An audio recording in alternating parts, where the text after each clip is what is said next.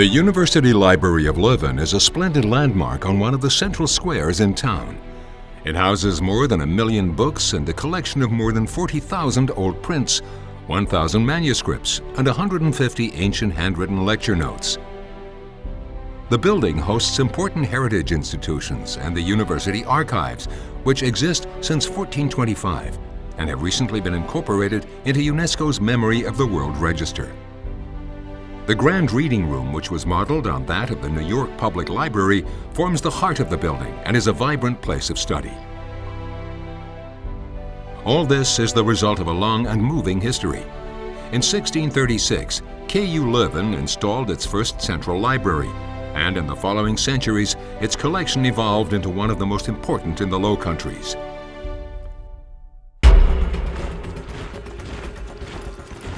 Regrettably, the library's blossoming was abruptly halted in 1914.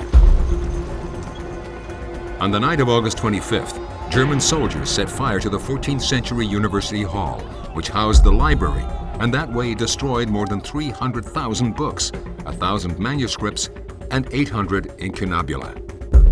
The occupying troops considered this a reprisal for what they believed to have been a Belgian sniper's attack. But historians have come to agree that the arson and the simultaneous killing of almost 250 inhabitants of Leuven were in fact an act of terror. The day after, the New York Tribune made it front-page news. The rest of the neutral and Allied world was equally shocked and indignant. A historic university town, a center of knowledge and culture, had been violated. The destruction of the university library especially exemplified the brutal threat on Western civilization. The American president, Thomas Woodrow Wilson, visited Leuven in June of 1919. He later recalled that one of the most poignant memories of his whole trip to Europe was standing amongst the ruins of the university library. In a surge of worldwide solidarity and generosity, funds were raised and books collected to restock and restore this cultural institution, giving Leuven's university library one of the richest collections in the interwar period. Of all the supporting committees, the National Committee of the United States for the Restoration of the University of Leuven was one of the most prominent. It was chaired by Dr. Nicholas Murray Butler, the then president of Columbia University. His was only one of the hundreds of American educational institutions that contributed financially to the reconstruction of Leuven's library. Thanks to them, and especially to the relentless efforts of Herbert Hoover, the principal benefactor in the project, the new library could open its doors on the 4th of July, 1928.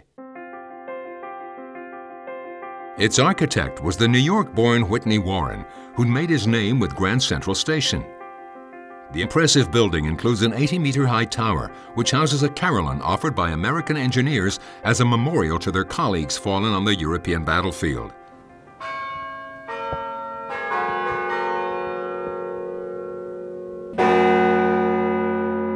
In its original form, it had 48 bells, and there were 48 gilded stars on the 4 dials, representing the number of states in the U.S. at the time.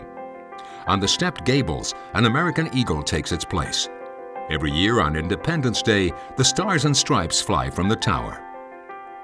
The American generosity is also made evident in commemorative stones in the walls and pillars on the library's ground floor, which bear the names of the more than 300 donors, primarily U.S. educational institutions, but also the Police Department of New York. Unfortunately, the library was deeply scarred a second time.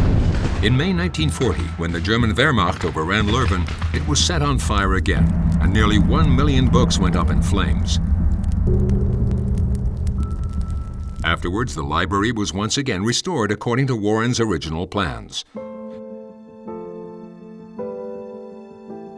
Since 1987, it has been officially protected as a national monument. Decades earlier, Dr. Butler had expressed the hope that this building would bear witness to the bonds uniting our nation to Belgium and to our allies. It is indeed a palpable reminder of the ties between the United States and Belgium, who've written a powerful story together. It's a story that KU Leuven hopes to continue in the future. The support of American benefactors would enable the university library to keep preserving and nurturing its precious collection, and welcoming its scholarly audience. The desire to learn is universal, and libraries, as symbols of culture, can unite people beyond nationality, race, and creed. They should, more than ever, be cherished and protected.